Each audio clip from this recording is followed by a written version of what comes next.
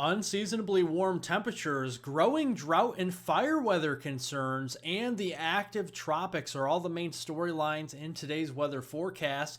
Hey everybody, welcome back to Weather on the Go, all your weather coverage on this Friday, October 4th, 2024. If you haven't subscribed to the channel, consider doing so. We do short-range forecasts, long-range forecasts, seasonal and monthly outlooks, and much more, including live streams on this channel during severe weather, winter storms, and tropical weather. Also, make sure to like the video by giving it a thumbs up down below, and of course leave any comments, questions, and concerns below. We'll always get to those after my videos. So let's look here at the mid-level water vapor imagery this Friday, and you can see a couple of things happening here. We have a lot of moisture moving in off the Pacific up here into British Columbia, into parts of the Pacific Northwest and Alberta, Canada as well. We had a little bit of moisture move across the Midwest, the Great Lakes region, that did actually spawn some severe storms yesterday, and we also did have some moisture down here near the Gulf Coast, bringing some unsettled weather. So let's break it all down for you. First, going into early this morning, we had a little bit of a line of thunderstorms moving across northwest Illinois,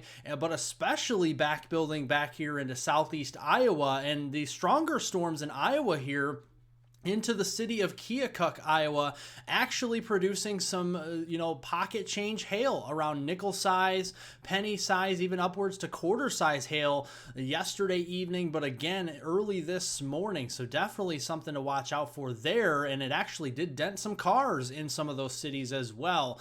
This morning, temperatures did start off pretty crisp across the northern U.S. and southern Canada here. Some of these areas experiencing their first frost and freeze of the season, whereas areas here are a little bit milder for the Chicagoland back there towards St. Louis and Kansas City, starting off in the 50s and 60s this morning. Temperatures this afternoon won't rise too much as we go into the afternoon for the Chicago lakefront, only up to 65 there, 80 degrees in St. Louis, 80 also over there in Kansas City, but a warm 92 degrees in the Dallas-Fort Worth area, especially for early October standards. And then look out across the desert Southwest. We have temperatures up to 103 in the Phoenix region, 100 triple-digit mark there into Las Vegas, 99 in San Diego, California this afternoon. And as we go into the weekend time frame, we're going to continue to see the unseasonably warm temperatures, not only for the Sacramento Valley in California and the desert Southwest, but also expanding more across the central U.S. on up here into southeastern Canada too. So here you go into tomorrow afternoon. This is your Saturday afternoon high temperatures, and we're into the 90s across a majority of the plains, unless you're in the Dakotas or northern Nebraska. Temperatures there will be in the 60s and 70s. Also pretty cool across the Northeast and the Pacific Northwest, but then you can see the triple digits back. 103 in Phoenix tomorrow, 102 in San Diego, approaching a triple digit there again in Las Vegas, and the same thing can be held true on Sunday, although we start to cool down though across Kansas and Missouri and southern Illinois as we go into Sunday afternoon from the 90s back into the 70s across those areas. Now let's look at the weather alerts. This is very important here across the West. We have a lot going on here, so let's break it down for you. Obviously, we just showed you the heat alerts. We have heat advisories, excessive heat warnings down here from Arizona back into the Sacramento Valley of central and southern California, into the pink shaded colors here all across the West and taking up residence across multiple states, and most of the state of Wyoming are red flag warnings here. This is where the fire weather concerns are really elevating, and then on top of that we have high wind watches and warnings in the tan shaded colors up here. So looking at the latest drought monitor that was released here yesterday on Thursday, and they do that every single Thursday, and you can see we have a lot of drought going on, not only across just the United States in general, but we have a lot of severe, extreme, and exceptional drought starting to develop across that region out west where we have those red flag warnings. And when you couple that with relative humidity values today and on your Saturday that are down into the teens and 20s, that's very dry air and also dry soil. And to add fuel to the fire, those wind gusts are going to be blowing with gusto over 60 miles per hour across parts of that region of the Rockies and the Pacific Northwest, extending into the northern plains this weekend. So that's just going to add to the fuel here for any fire weather concerns. We have elevated fire weather concerns concerns here in the orange, taking up residence across the majority of the northwest U.S. today, in the red into Wyoming, but more so back into southeastern Oregon, northern Nevada into southern Idaho. Those are critical fire weather concerns there. No open burning. And then as we go into tomorrow, you can see that becomes a little bit more expansive across the plains and the Rockies here, with the critical fire weather across southern Wyoming, northern Colorado, extending all the way over here into South Dakota and central Nebraska. So definitely, again, no burning across these areas tomorrow or even on Sunday. Even though you don't have any fire weather concerns right now for Sunday, I think we could still have that highlighted as elevated across the northern plains, maybe upper Midwest, as we do get closer to this day. Precipitation prospects through the next 3 days. So for today, we have some moisture down near the Gulf Coast, some pretty heavy moisture moving in across the British Columbia province of Canada there and the Gulf of Alaska. And some of this is really falling in the form of snowfall in those higher elevations. There's that low pressure system down to 988 millibars. No wonder why we're going to have those gusty winds over 50, 60 miles per hour, and those fire weather concerns. Those gradient winds are really going to increase the fire weather concerns with the dry soil, dry air, and then those gusty winds. So definitely keeping an eye on that tomorrow. Then as we go into Sunday, we have some moisture moving across Ontario into western Quebec, also into the Sunshine State of Florida. Yeah, not going to see a lot of sunshine there on Sunday. Lots of rainfall to end the weekend. And you can see rainfall amounts are going to be few and far between across the lower 48. You see a lot of white space here. That's essentially not a drop of rain that you'll see at all. So it's going to be pretty dry across the lower 48. Up to the north into Canada, all the provinces have a chance of rain, especially here into British Columbia and even up into Alaska as well, seeing some pretty heavy moisture up there. And then southern Florida, maybe a couple inches of rain through the weekend. Snowfall looks like the highest elevations could see up to 64, 65 inches of snow perhaps near the Gulf of Alaska and the western coastline there of British Columbia, Canada. Definitely keeping an eye on that through the next 48 to 72 hours.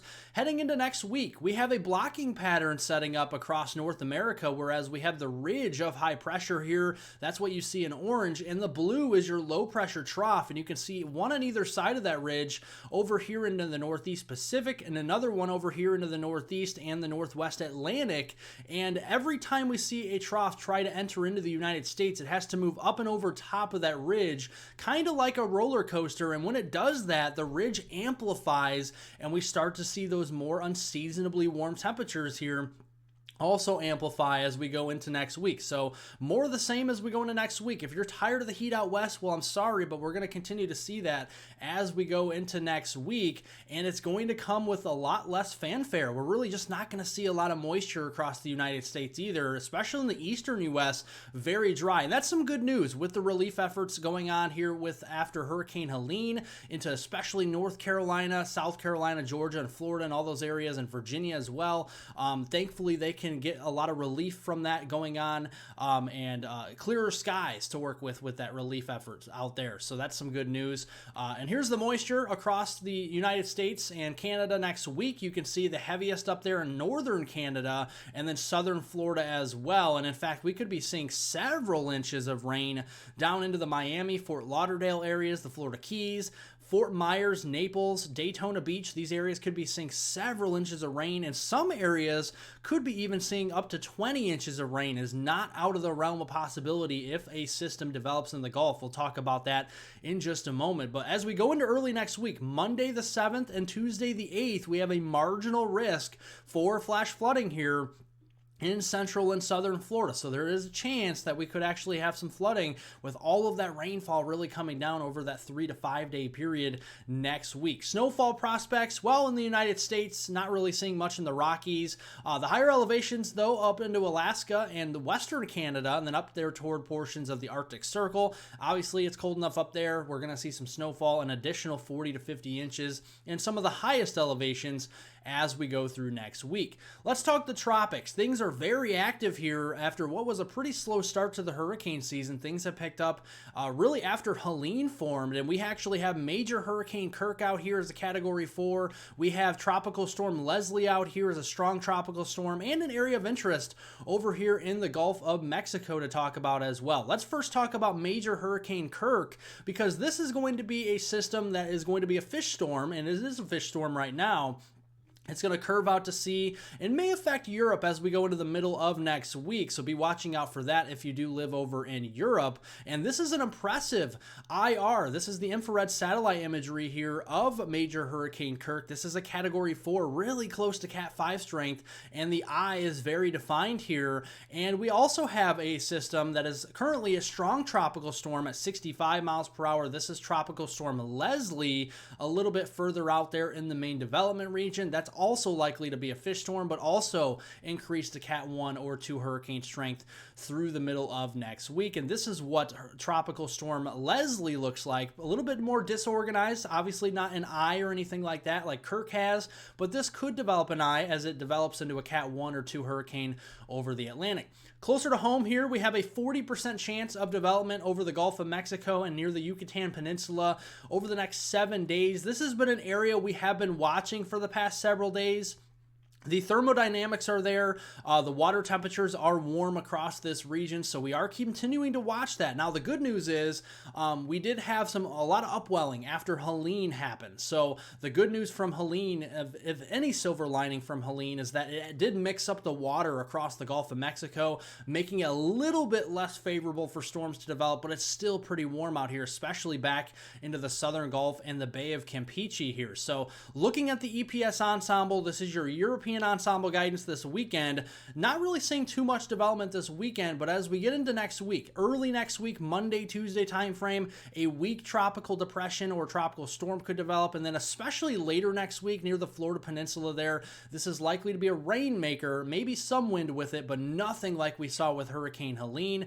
But it will be, producing some heavy rain. Like we said, possibly up to 20 inches. That's quite a bit of rain in that 5-day period next week, and we will definitely be watching that across central and southern Florida right here on this channel. Thank you all for watching. Make sure to subscribe to the channel down below for the latest weather information right at your fingertips, including short-range videos of forecasts, long-range video forecasts, seasonal, monthly weather outlooks, and much more. Live streams on the winter, the tropics, and severe weather moving forward. Like the video by giving it a thumbs up down below. And of course, leave any comments, questions, and concerns below. We'll get to those after my videos, and I hope everyone has a wonderful weekend out there.